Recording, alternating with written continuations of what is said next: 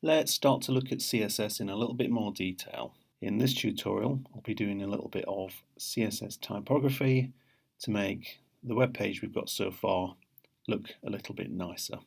So CSS is all about choosing or selecting HTML elements that we can then create style rules for to change their appearance. So let's have a little look in our HTML file. We'll find in here the body element. Now the body element, as we can see, contains all the content. So what we can do with this is apply a style rule to the body element to affect all content. So in the CSS file, I want to create a selector for the body element with a pair of curly braces, and I'm ready to start creating styles. So the first style rule I want to set is the font family. So I'll start typing in font, choose font family from the list, and type in the font that I want. I'm using Arial and backing that up with sans serif.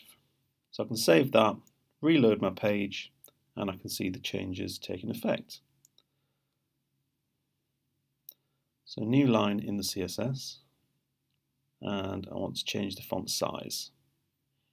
So I'm going to have a guess at 16 pixels. Save this, reload the page,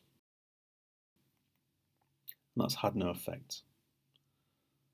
Probably because the page is already set at 16 pixels by default. So let's try some different values here. So let's try 12. Okay, so it's much smaller, not very readable. Let's try 18. That's quite big. Let's stick at 16. Save, reload.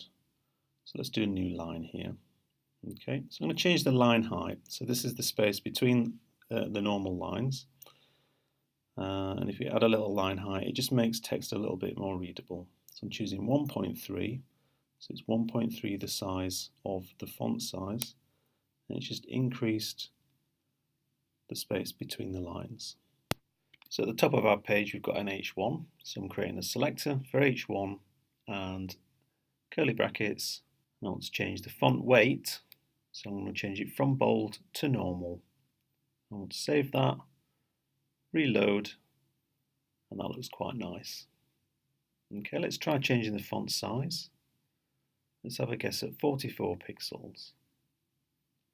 Save, reload, and see what that looks like. Okay, that's a little bit too big for me, so let's reduce this a little bit. Let's try 36. Save, reload, and that looks quite nice. Okay, we've got some other headings here. We've got an H2 and an H3 further down.